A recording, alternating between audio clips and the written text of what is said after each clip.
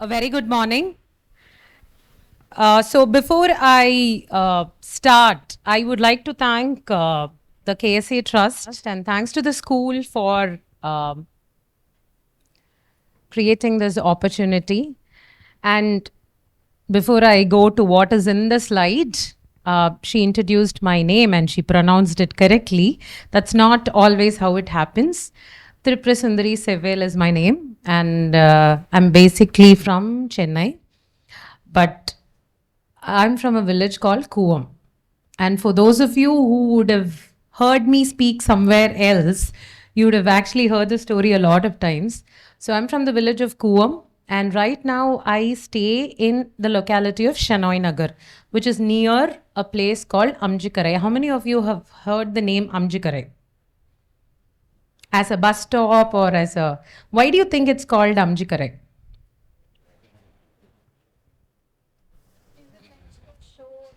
Of course, Karai. Yeah, it is next to a shore. What else could be the reason? Karai, the word shore. Anything else? And the village of Kuvam. When I say Kuvam, what is the first three things that come to your mind? Little louder. Garbage.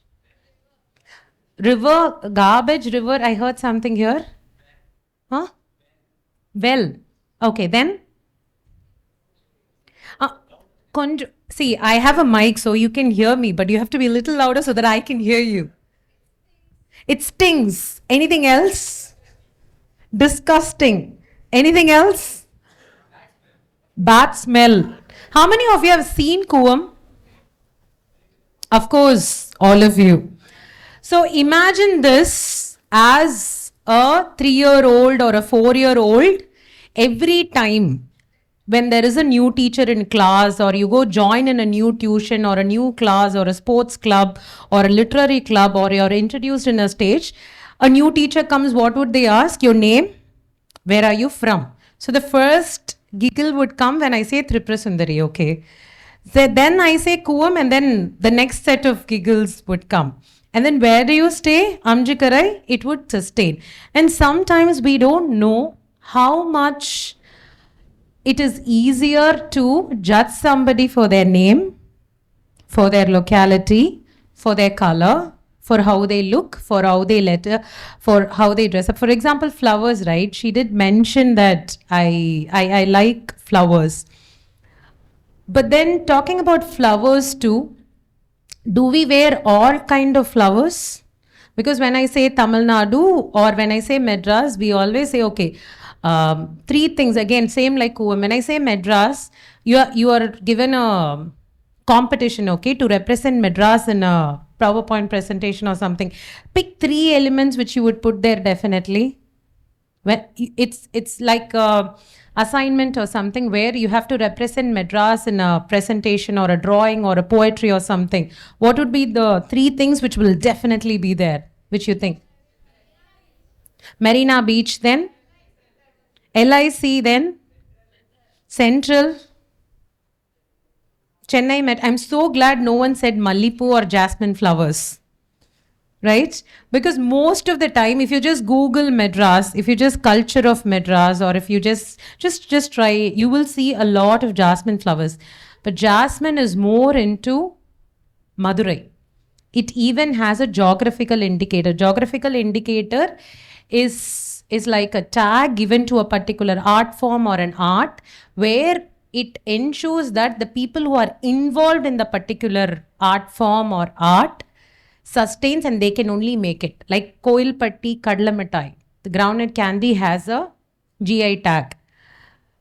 A completely opposite to that, your wet grinder, right? Your wet grinder which is used at home, that has a GI tag based in Coimbatore, because the first wet grinder came from Coimbatore. So there are so many of these things. And coming back to identities, right? When I say Madras, most of the time, I'm so glad that you had other things about Madras to say, because wherever I go and I ask this question, Sir was there for a couple of lectures too. Definitely there'll be Bharatanatyam, and then there will be Mallipu, and then there would be filter coffee. Filter coffee is technically Kumbakonam. Bharatanatyam could be Tanjavur, right? So Madras, you can't just put that in one box and say this is what represents Madras. Madras is many things to many of us. So coming back to the Kuam story and the Amjikarai story, I was always very insecure about my name. So sometimes when you're insecure about something, right, you do three things. Either you will shorten it and you will try to create a different identity, or you will completely ignore the fact that there is such identity to you. Third thing is you will make fun of yourselves, right? Before somebody else imitates us or teases us and all that, you will try to do that for yourself. So I'll answer what happened to this later, but before that, let me start with this. How many of you have seen this building?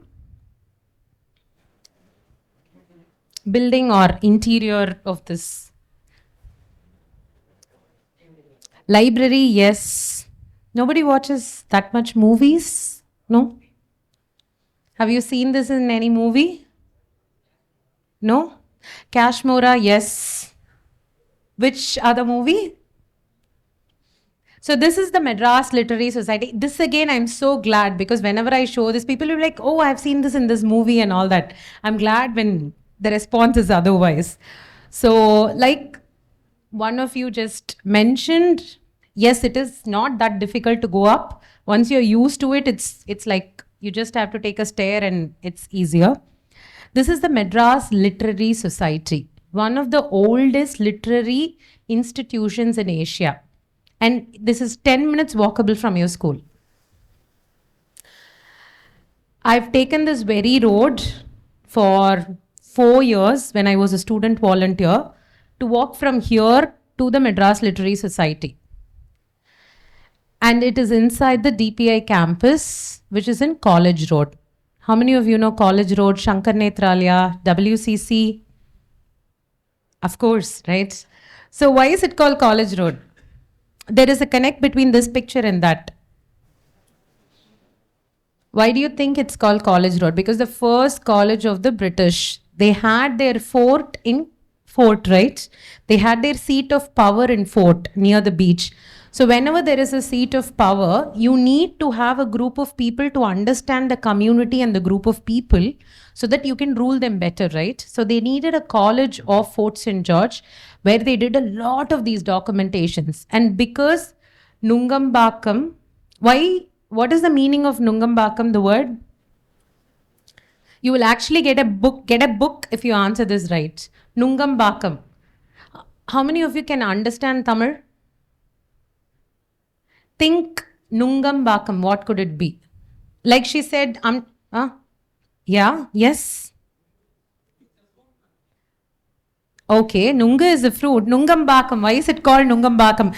That's a good connect, but why? She said Amjikarai, Karai, Bank, so she kind of made the connect, right? So Nungambakam. Sorry? There's a lot of palm trees? You said something, right? It's a part. Oh, Pakam. Part. Okay. Okay, that's Pakam. And then there is Pakam. There is two difference, right? So Pakam is like a region, like Uru, Kuppam, Idam. Pakam is a region, right? Nungam Bakam is, so you will get a book. I'll send it to sir and it'll reach you. Give her a round of applause, please. Yeah. So sometimes language plays a huge role in our understanding of cities, right? So sometimes we know the meaning of certain things. We will not make fun of it. We will not ridicule it, right? So Nungambakam is Nunga Marangal Nirainda Pakam, a land which had a lot of palm trees. Have you seen palm trees in Nungambakam? Is there one in your school? No? Yes? There is probably some 15 now, that is all. But there are records that there were thousands of palm trees. If Nungambakam is a land of palm trees, what is Tenampet? What is Purasaivakam then? Think, don't rush to answer. What could be Purasaivakam? You want to answer? Again, think in the local language. Think in the native language. If the same thing is happening in Karnataka, think about the language which they speak here, there. So Purasaipu, it's that red flower, small, not your flame of the forest which you see everywhere. Purasaipu is a very small flower. So there used to be a lot of Purasaipu, right? So every name has a geographical connect. Same with Kuvam also, right? The river Kuvam starts from there. And Kubam means Achani. Achani is the, you have the wheel and the cart is connected to the wheel via a nail. What is it called? Achani in English is what, sir? You get what I mean, right? The wheel is connected to the cart and then you put a nail-like thing inside. That's called an achani and that's called kubam.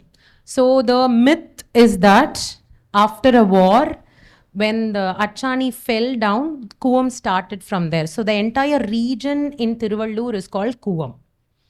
Until it reaches Chennai, Kuvam is very clean. You can actually take a glass of water and drink.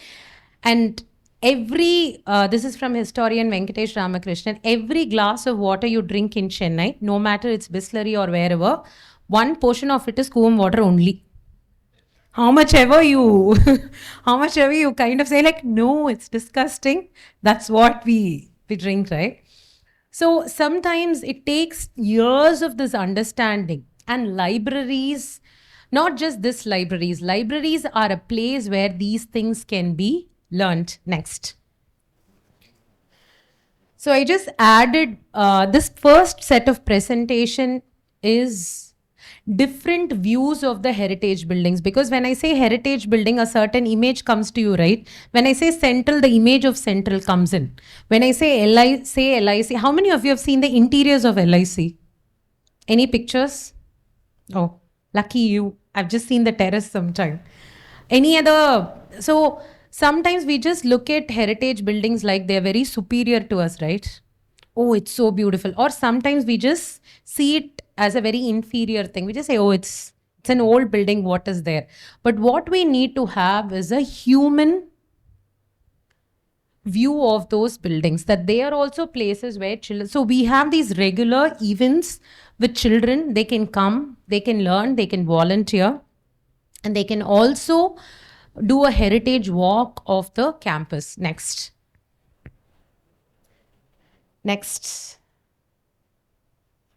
That was some 212 kids who turned up one day, and every one of the kids kept telling that I didn't know if they would come back for the books. I don't know if they will come back again. But they collected. They had a small stall in school, and two of the kids came back with some 3,200 rupees, and they just said, please buy a set of children book for the children's section. And the first set of students we had in 2015 from Kids Central High are graduating this year. And they come almost every year to come and see the different buildings or how Madras Literary Society is changing. Next. And this is a side room or the reading room which we have. This was a part of the Chennai Photo Biennale. Next. This was one of the rare book exhibition that happened in the 1970s. Next. This is how it looks. And it doesn't have extra lighting apart from the few tube lights we have. But if you come there one of the days, you will know that till like 4:30, we actually don't need lighting at all. Because the building is designed in such a way that there is enough lighting throughout the day. Next. And also about how do we use nature. And I'm so happy to share a picture of Sundari here. Sundari is an activist. She's also a human resource personnel. And she was the one who inaugurated our wheelchair ramp in the Madras Literary Society. Okay, it's a heritage building. But again, how do you make those buildings accessible, right? Because generally they will have a lot of heights. So ramps are something we should keep thinking whenever there is a building. How do we ramp? For example, the first thought that came to my mind was, if Sundari was also a guest here, how would she actually climb the steps here? And we went to a couple of rooms, right? So this is not something we feel, okay, when they come, we will do that, right? But generally, ease of access is something which should be there everywhere, so that there is no second thought that should I visit that place, or you should not make people have that hesitance to come to a place. And also the jewelry and the bouquet you have, right? These are not something which is bought from store bought and all that. They called it, they picked up different leaves and seeds from the entire DPI campus, and they made bouquets and tiaras and all that. And after at the end of the event, I was just holding one, and we had a visitor, and he said, is this for sale? And sometimes when you're so exhausted in an event, you just say, right, yeah, it's for sale. And then he was just looking at it, and he's like, okay, how much is it? Then I said, why is he asking so many questions? I said, yeah, 3,000 rupees. And then he gave 3,000 and took the bouquet off, the one she's holding. He just took it, and then did someone actually buy the bouquet? And then he placed an order for 10. Yeah, he was from one of the consulates, and he said, this is a bouquet I would like to frame and take it back. So sometimes we have to be open for ideas and collaborations, because you don't know where inspirations came from. And this idea came from when Gayatri, she's an architect, and she visited MLS to, I think, with a friend for a cleanup party. Cleanup party is something a group of friends used to do in 2019 and 20, where they'll just come, they'll clean the entire outside campus. And while she came for that, she said, okay, there are these beautiful leaves. What I used to do with these leaves is that I'll crush them and put them in the compost bin. But after they did this, I was like, what have I done to all these precious leaves? So they actually made out of it. Next. This is a very old picture. Next. Yes. Next one. Next. Yeah. So I added these images because sometimes these are very, very rare images, not accessible and all, right? So only because I volunteered as a student in a lot of libraries, I realized that there is a profession called conservation. There is a profession called preservation, where you can prolong the life of an object. For example, there is a sari which is 100-year-old, right? Or there is a particular heritage object or a statue or a bronze statue or a furniture. How do you prolong the life? So then, if I have not come to the Madras Literary Society, I would have not realized that there is a profession called conservation. So I think constantly exposing ourselves to different opportunities. Not just this, if you're interested in AI, try to get yourself involved in a lot of workshops related to AI. If you're interested in designing, try to get yourself involved in those topics. Next. So this is something we always add in any of our heritage initiatives. These are beautifully colored sheets by students from Sri Arunodayam Home. They are special children, right? So when they came to the MLS and we gave them the color sheet, can you see how each of them have seen the same window and same door in different ways? And especially I was very intrigued by this particular piece, which is fully, and then I stopped him and I asked why there are two black, and it's just, oh, someone would have taken the books that day. So that's why it's blank and all the others are red. That's because he is used to seeing red bound books in his home, right? You, imagine those huge files, right? Red files. And then another thing was this one. Why are there so many colors? And they said, no, books should be arranged in different colors. Yellow wrappers, red wrappers, green wrappers. And then you can also see a black here, which is again like a blank. And then the answer was, what if 10 people come and they take the books? It will definitely be blank, right? So I think sometimes we miss this innocence which we have. We also would have done so many things like that when we used to color, right? I mean, not now, when we were like, and everyone would have done a mountain and a bird flying and all that. Now, if I tell you to draw a mountain, we'll be very conscious. If I tell you to draw a bird, oh, I can't draw a bird. But drawing a bird was just a we at that point, and we were so proud of ourselves, right? Okay, I can. But where did that self judgment came into us, right? Next. And now you see what was colored earlier. Can you go back to the image and come back? That's the same shelf. Next. And all of them said, why aren't there any colors?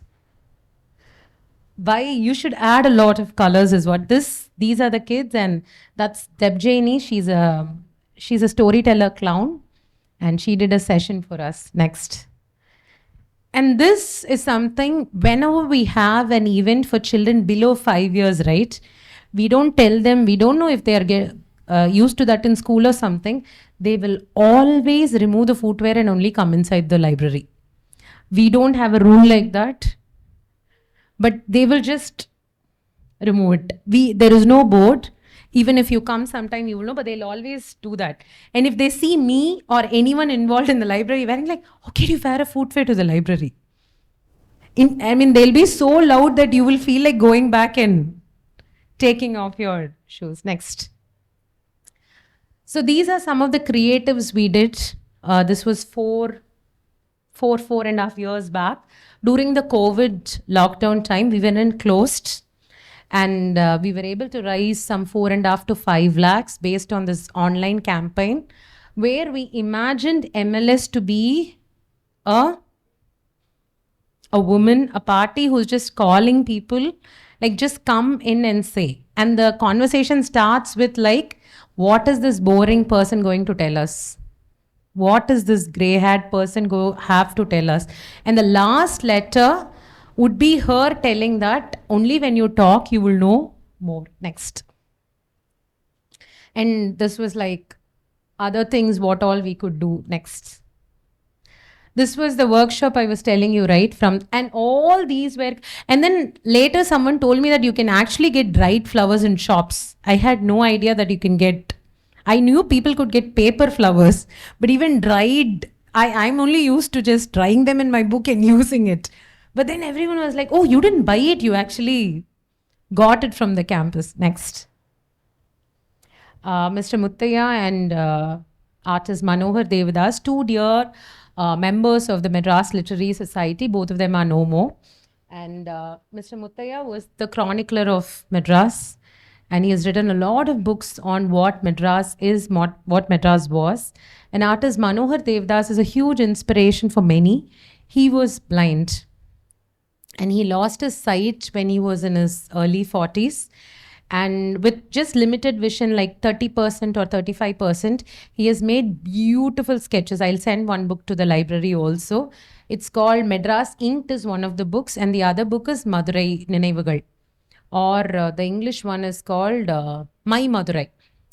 And it has his intricate sketches of different aspects of Madurai. But the interesting thing is, every one of his sketch, you can see a small portion of him in the sketch. He will actually draw a big temple or a market scene or something. But just below that, there'll be a guy standing. There'll be a guy doing this to his hair. There'll be a guy looking at someone there. And that's all him. So something for you to note when the book comes in. Next. And I added these images because when we started doing this heritage management, whatever I showed you was how to make heritage spaces more open to public and all that. It's a profession, right? It's a proper profession. People will get consultation from you to understand how heritage buildings or libraries or different kind of buildings can be put to use. Physically fixing it is different, right? You'll fix the wall, you'll fix the roof, but what is the next thing? And you can't make every other building a museum, right? Museums are very important. Museums are very interesting, but not many people like going to the museums also. And you need a kind of interactive space. Next. Next. Yeah. Next. You can go to the next presentation. So I wanted to start with this because sometimes understanding different professions will help.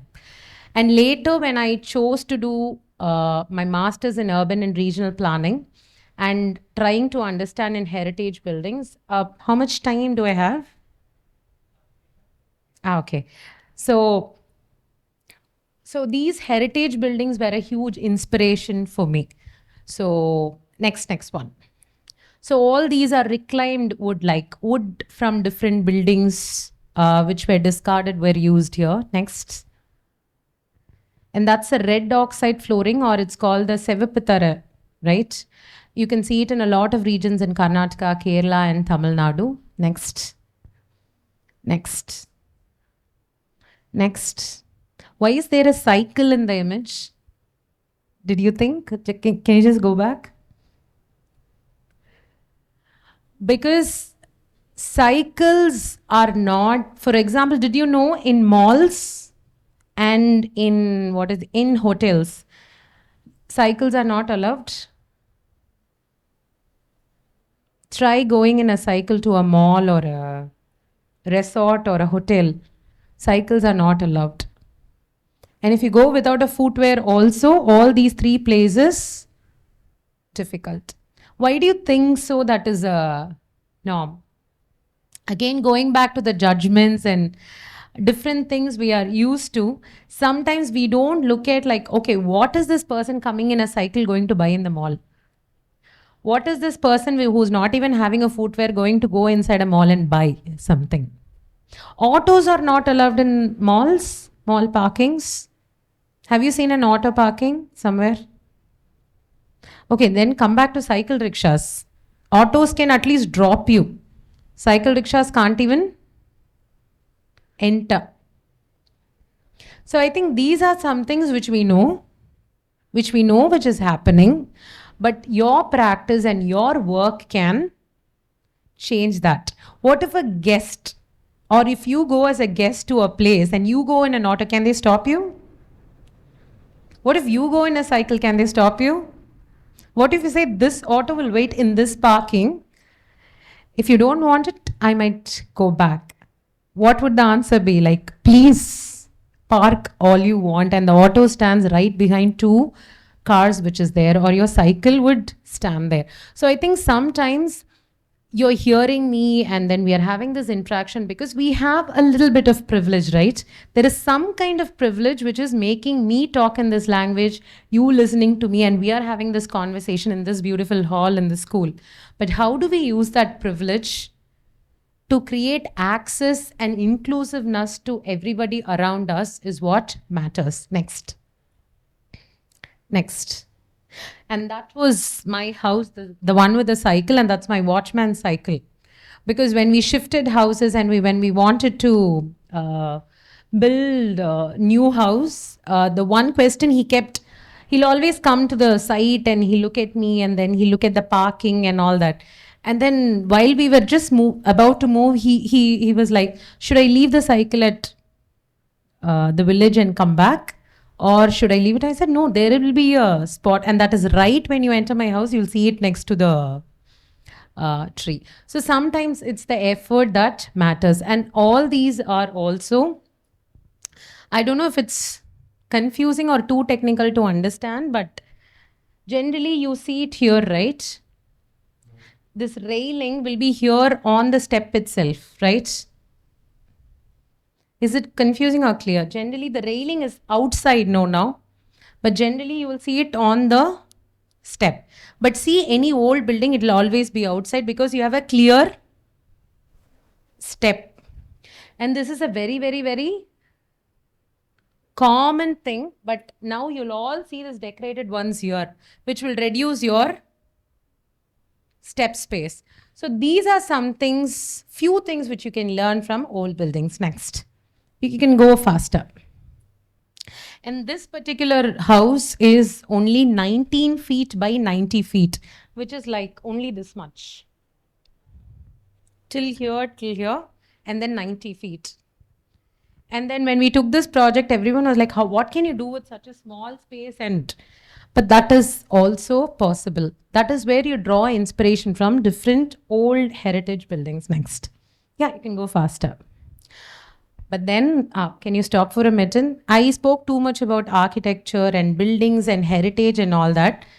You see a lot of architects' face, you see a lot of civil engineers' face, but have you seen their faces? Have you seen it in invitations? Have you seen it in award functions? Have you seen it in catalogs, part of the construction? Have you seen them in Graha Pravesams or housewarming functions? But they are the ones who actually built it. That's when we did this project of documenting their lives, documenting their difficulties, documenting their issues. Yeah. Next. Next. So all these are what we see, but what we actually need to see is what are their issues, because now a lot of people say that, right, you can't do majestic new buildings, or you can't do this old techniques because there are no people. The question would be, are we treating those people to work for us? Are we paying them enough? Is there a chair? Do you think, is there a bathroom in every construction site? Cutting to the auto story, where do you think car drivers and auto drivers go for restrooms? House help? Where does house help go for bathrooms? Where do they go? Yes? Yeah. Certain houses we kind of share, right? Again, that's a very thing. So a lot of times during COVID time, right, there were a lot of complaints that, okay, the taxis are very unclean, taxis are very unkept, it's smelling and so many things. Do they have public bathrooms where they can wash themselves? No, right? So I think wherever we have a problem, there would be an underlined problem of judgment, and there will be also a problem of shared or unshared responsibility, right? Next. Next, you can go faster. Go back. Sorry. This is a studio I designed for okay, change the picture because I'm right in the picture. Next one. So this is a studio I designed for photographer Amar Ramesh. It's a studio and in his farm, Kadambavanam. It's just a single unit, which is like a inverted U, right? But this is not something very, very new. You can see this in a lot of tribal type of architecture, and this is the easiest one to build, because when I have to make a 4-column room, you need to put columns and all, right? Pillars. When I do this, I just have to, yeah, just a self support. It's called a standalone structure. So we design this. Next. And then reading, and this is the last part of what I wanted to say, and this is Amjikarai. And next time when you cross Punamalli High Road, when you see Amjikarai, look at the lanes towards your left. You will see 55 different lanes on your left. All these lanes are called functional lanes. And the road is here, and the lanes are here, and then there is Kuvam. That is why this portion of the city doesn't get floods. Because what happens? The water. And again, going back to the name, Aminjikarai, one reason is the bank which formed by itself, Amindakarai, or it's Aminjikarai, thanks to historian Padmapriya Bhaskaran. She shared me a note about it. Aminji Vele is voluntary work. So people living in that area desilted Kuvam voluntarily. And I think the word voluntarily is what is important. They took turns to desilt Kuvam. And that is why the name Aminji Karai. And there is still these lanes which are still there. Next. And these are, this is T Nagar Plaza when we took children for a storytelling session. Next. Oh, that's before one. So we took them on a flower trail, right? What are the different flowers and what are their purposes and colors? Next. I don't know what I'm doing there. I was just trying to show a building. Next. You can go to the last one. Yeah, next. Can you just go back with the bookstore? So we see so many things, right? I just tried to put many things which I found interesting in the city in this presentation, because the one with the bookstore, Alvar bookstore below, just below after that. Yeah, this one. Next one. Yeah.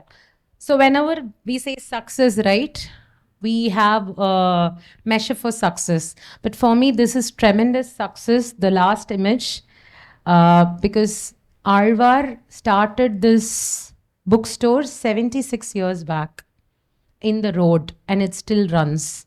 And you go there, you ask for a book, they would actually give you the book. There are people who still tease, people who's like, oh, it's just a bookstore on the road. But the kind of people he has impacted, so many IFS officer, IRS officer, they would just come back and say, okay, I got this book because he just said, Padikriya, Vichko, that's all. He said, you don't have to bring money. And now his daughters run the shop in turns. It's in Lust Corner. It's called the Alvar bookstore. So whatever we think as an identity to a city is not what we are only used to. There are many identities, many faces to the city which we need to know.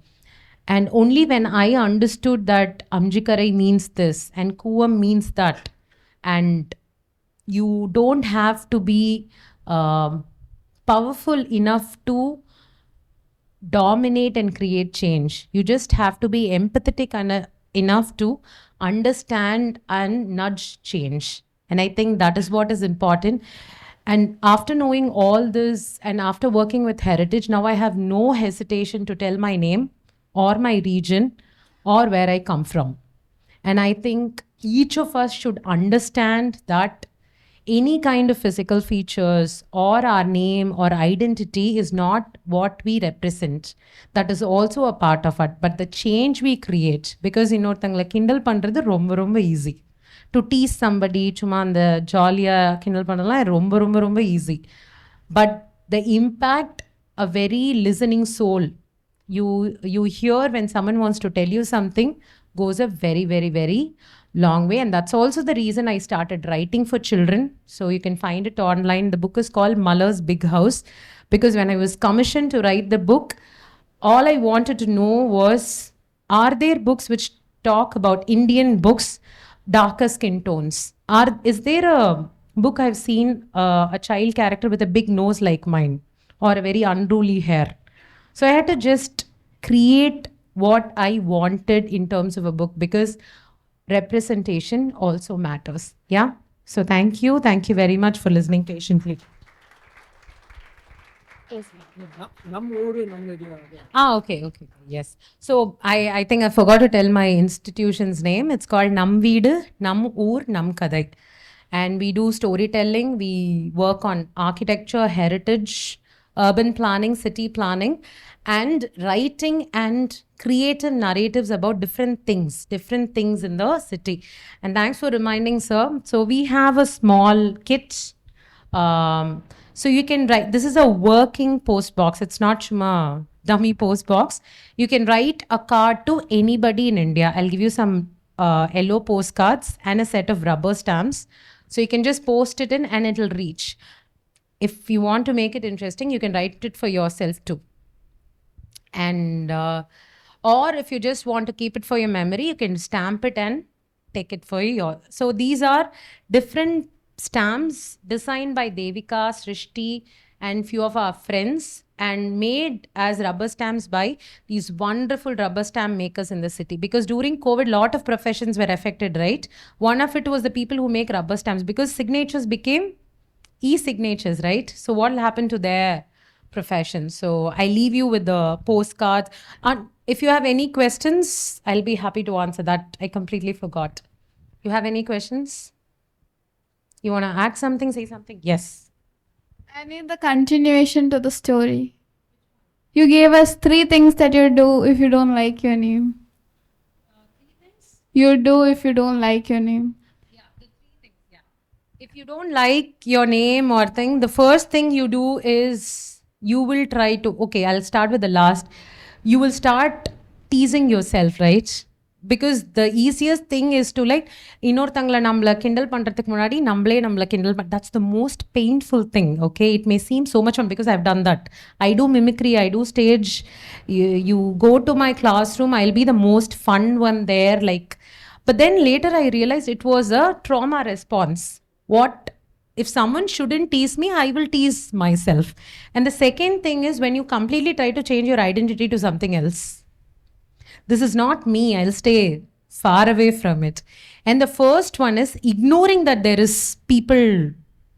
And that's also dangerous because you are listening every day, and if you ignore, you will never be able to respond. I don't say you should respond to every negative comment, but at least you can just like, okay, I acknowledge, but I know what I am. And that happens and I've tried this because once I was called the most silent one and I was teased for that. And once I became active and I was in every other stage, like, oh, she's the one who talks, and she gets all the stage because the teachers like her. And then I again got into a quiet phase, and then it was like, oh, maybe she's not good at what she's doing. And then finally, I got back to 11th standard or something again, dance and music. Oh, speaking didn't work for her, so she's trying music and dance now. So I think that will be there. And I still get, the funny thing is, part of my bachelor's and my master's was abroad, okay? So everybody I meet in a stage, or sometimes there'll be one comment like, you don't look like you've come from abroad. No. Sure? You're asking someone who've been there and then you're asking them, sure. What do you think should be my response? Are you sure you studied abroad? Should I say, no, yes, I did study abroad. So these are some of the things which are not questions which are asked to you because they want a response. Most of the time, questions are asked to put you down, right? When you're in a place and then they were like, okay, Chumati, why are you wearing glasses? Oh, you've gained weight. What should be our response? Oh, yes, I gained weight. Thank you. Should that be the response? And then they would know that we have failed in a subject. Okay, assuming, oh, you failed. What should be our response? Oh, sad, you failed. What should be the response? So, not all questions need our response. All we need is like, okay, they are asking that question. I hear that, but I will not take it in. Because when you start doing that, you can't do anything else. Because now consciously I do a lot of things in my schedules, but I make sure I work with a lot of children below 5 years, because 5 to 6 is the time when your confidence really breaks. No, you don't paint well. No, you don't color well. No, you don't speak well. No, you don't dress well. No, you don't work well. Because if you see that till 5 or 6, it'll be like anyone comes, oh, okay, dance for them, sing for them, bring all your certificates, and suddenly that attention goes away, right? But this is something I wanted to say. Not every day when you come out of your house, it'll be peaceful as ever. But one peace you can assure is the peace which you have. Cling on to your passion, cling on to your work. When everything fails you, that won't. So you don't have to stamp, like it's a self-stamped cards. So you can just take it. Yeah, these are the cards. I would love to say take as many as you want, but we have only limited cards. So you can just write your address and post, or you can take some rubber stamps from here. These are small elements from Madras, right? There is an auto, there is a bus, there is a tea glass, there is a Thoranam, there is Marina Beach, and there is a mini post box. So you can just stamp them and take it, or you can post it, right? Yes. So when you're posting, right? How many of you have sent a postcard earlier? Okay. Please remember, you should write the name of the person you're sending it to, not directly the address, and the PIN code. PIN code is very, very, very important. So you can take it or you can post it. And if this is a working post box, so if you actually post it, it'll reach.